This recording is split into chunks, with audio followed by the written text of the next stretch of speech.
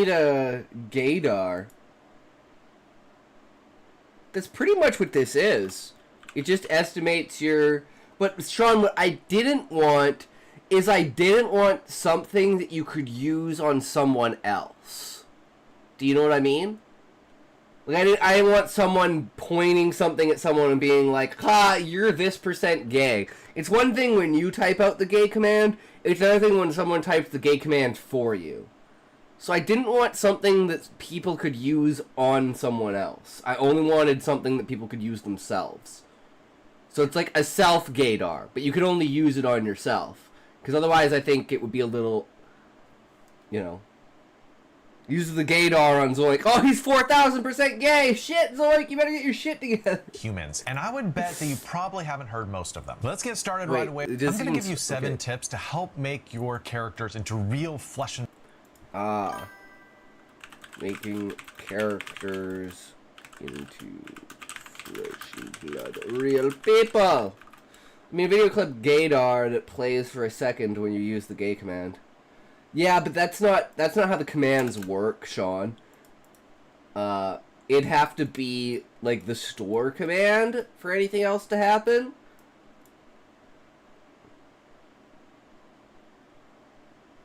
I mean, I could use it with the points, but I don't know how Twitch would like that. I don't know.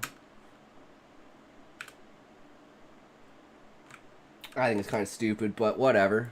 Blood humans, and I would bet that you probably haven't heard most of them. Let's get started right away with number 1. Give your characters different scripts. All right. Give your characters different scripts. So at the Actors Studio in New York City, there was a director who took a character playing a principal and took a character playing a mother, and a son had been expelled from school. But he told them completely different things about the scene. He told the principal, listen, this boy was a terror in class. He never listened to his teachers. And he told the mother, oh, your son was very well behaved, and the principal is prejudiced against him. Well, because those characters had completely different scripts, they erupted into this crazy conflict in the scene. You want to give your characters different scripts as well. And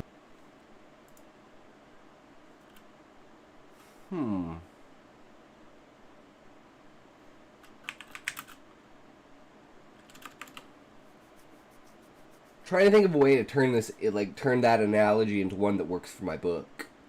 Instead of just like a random analogy. What's up, Zoink? How about a who aura? Assigns how strong your personal who aura is. That being how strongly others would think you are. Yeah, see, I don't like doing that with commands that you can put on other people, because all Zoink would do is spam that command on people.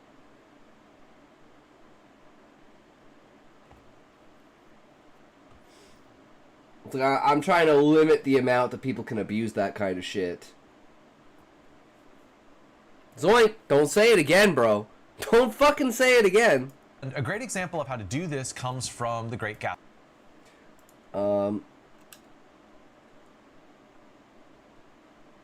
Just trying to think, like something like when preparing characters for a scene.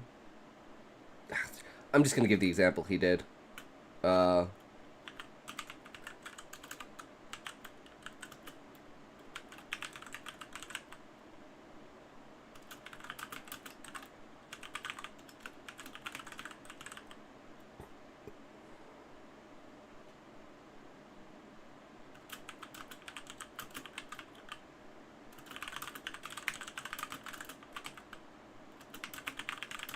Smartphone trumps high school DxD hands down, and it's not the best. Yeah, see, she's broken today, guys. She got her face smashed in somehow.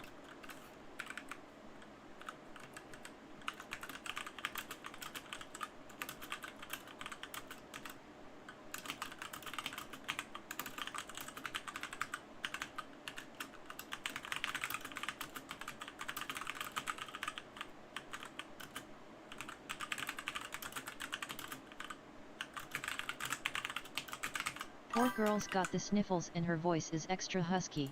True. Gatsby by F. Scott Fitzgerald. You just said F. Scott Fitzgerald. What did Scott Fitzgerald do to you? How does Nick Carraway, the narrator, see Jay Gatsby? Well, he sees him as a hopeful dreamer with a genuinely good heart. On the other hand, how does Tom Buchanan, Daisy's husband, view Jay Gatsby? Well, I mean, he views him as this criminal fraud and social climber. The next thing that you have to do to make your characters feel real is number 2, choose a signature mannerism. Aha. We do this. Choose a signature mannerism. Like, Duarte always looks at the ground. It's kind of his, like, it's gonna, like, kind of shift over time from him looking at the ground to him looking at the sky. And it's gonna be this change of his perspective over time through this. Especially when he finds the closure that he gets near the end of the story with the Adventurers Guild. You know how in Mortal Kombat each character has this like signature finishing move? Yeah, your character needs a signature move too. Hopefully, you know, less violent than the Mortal Kombat ones, but I don't know what genre you're writing, maybe more violent. In Island of the Blue Dolphin by Scott Odell, the father pulls his ear whenever he's angry. In Dark Places by Gillian Flynn, Nervous coin flipping, chain smoking, the Picard maneuver where you straighten your shirt every time you stand up. So good. True. An action character takes either under a certain emotional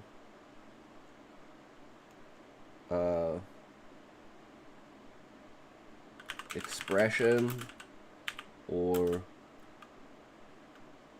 a event like a prayer before eating,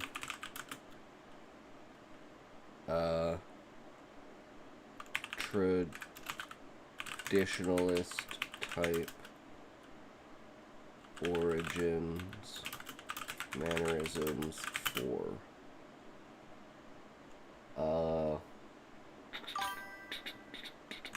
nervous checks, twitch or a scratch or a certain area like pulling on your neck or ear. There. Though admittedly, the Picard maneuver was purely a costume issue at first. They eventually made fun of it when Wesley was in the academy.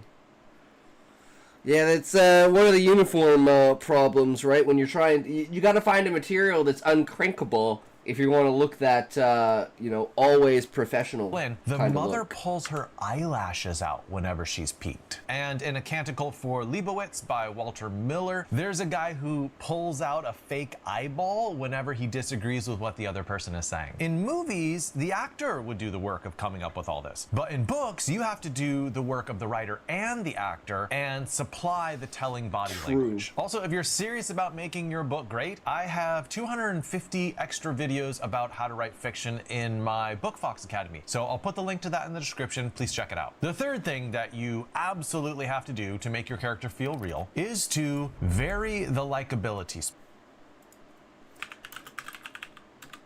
Vary the likability spectrum.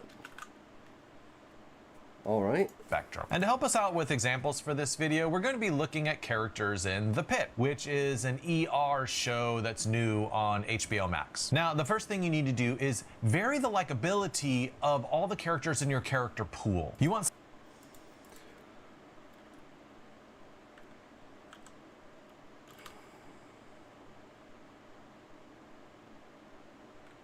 I'd say like create a stock type of every form of basic character across spectrum and see where your story requires that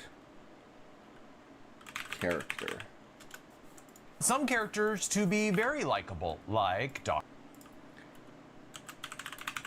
Likeable characters.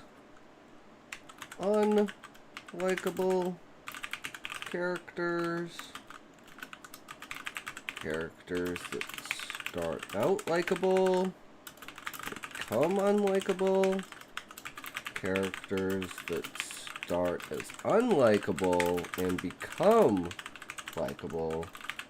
Characters that you want to like, but just can't bring yourself to.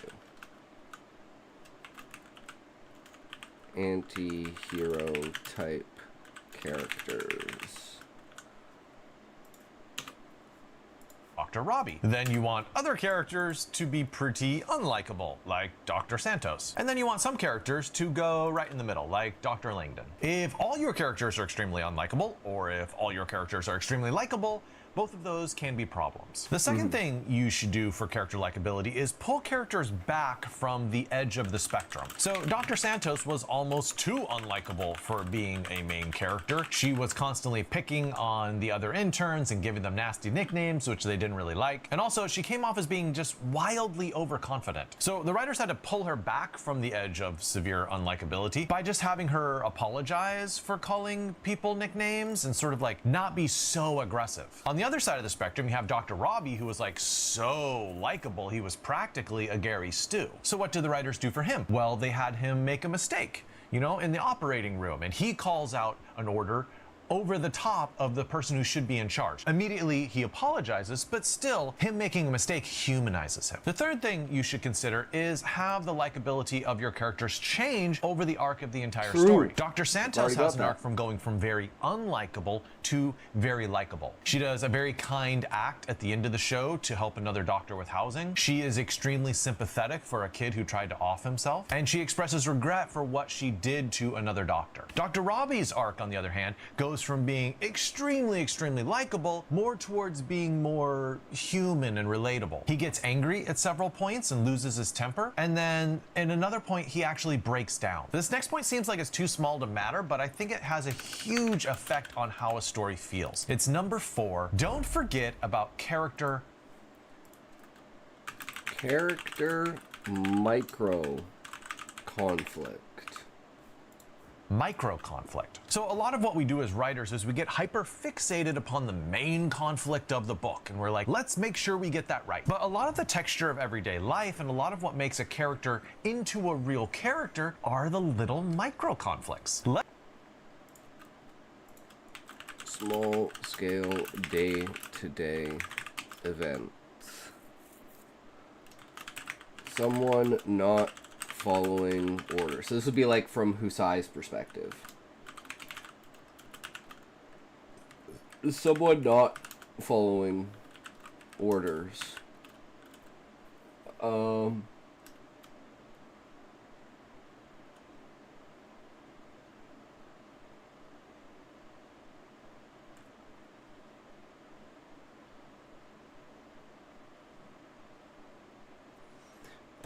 Miscommunication through secondary orders.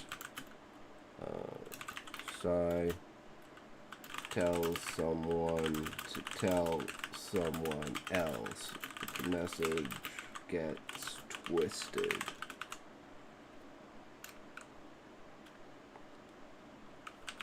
And then like outright, what do you call it? Disapproval of plan or idea. Down to getting the wrong order from food or something like that.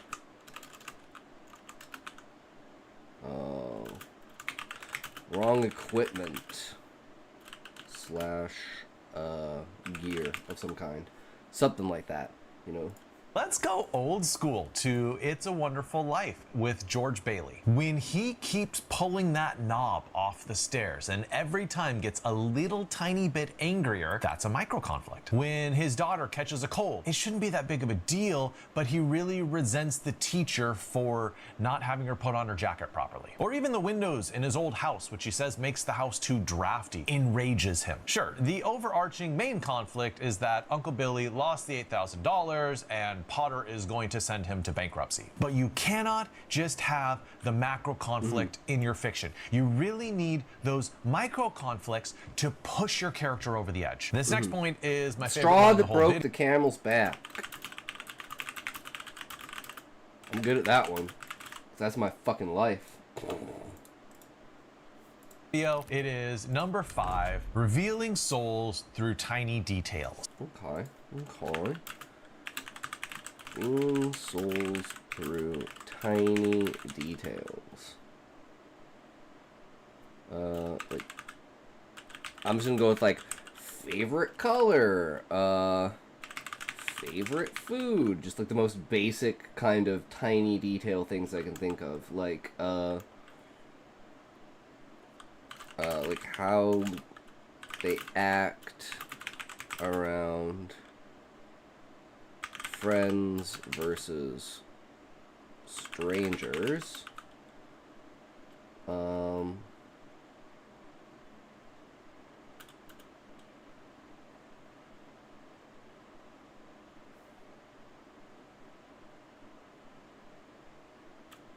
That's all I can really think So of Joseph right now. Conrad, author of Heart of Darkness, was chilling out in a cafe in Paris, and in walks this guy, and one of his friends asks him, so if you were writing about this guy in your fiction, how would you describe him? And what Conrad said would be that he would describe him by starting with a fleck of dirt on the inner right nostril. Now, obviously we're thinking like, that is such a weird place to start, Conrad. Why start there? But I do think the larger point here is that sometimes very small details can be more telling about a character than the big ones. Why does he have dirt on the inner side of his right nostril? Like, what does that tell us about him as a character? Another example that has honestly lodged itself in my brain for decades and I can't get it out comes from Mark Twain, The Adventures of Huckleberry Finn. And there's a passage where he's describing Huck's father, and he says that the boot that he's wearing is busted and 2 of his toes are sticking out. Now, that's not the only description he gives of the man, but that little detail of this is a guy who doesn't even have proper shoes, whose toes are sticking out of his boots, I feel like that's so telling of who this man is. Or another example would be Bilbo Baggins,